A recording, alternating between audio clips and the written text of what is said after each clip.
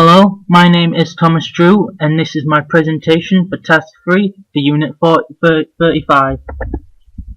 For this unit, I had to create animations that represent the 12 principles of animation. Since I was in a group of 4, we all did 3 animations each, which included squash and stretch, appeal, and solid drawing for me. I will first show all 3 animations first, and then talk about them by splitting the explanations and how I animated them between the Flash animations and the animation made in Maya.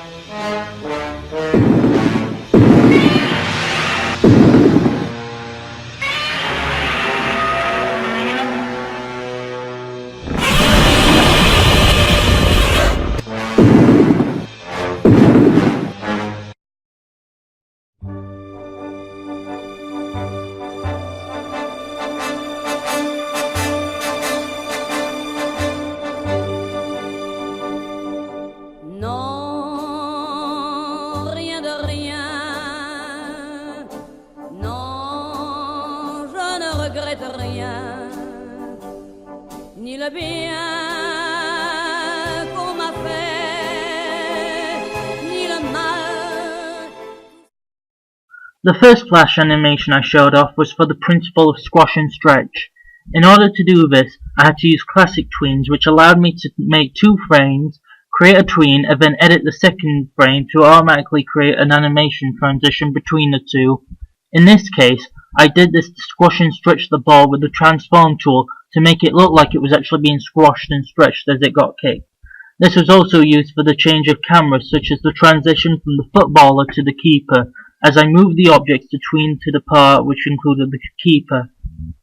I also animated some parts like the goalkeeper and the footballer's leg by drawing each frame separately, in order to be more precise with the actions of specific parts, like the leg for example, which I could not do with classic tweening. As for the second animation I showed off with Flash, that was for the principle of appeal, which is why I created an animation related to Godzilla, as monsters are considered to be part of the principle. The animation techniques here were the same, but used differently. I used keyframe animation at the start to animate the movement of the legs of the man, which required me to draw every frame for the legs.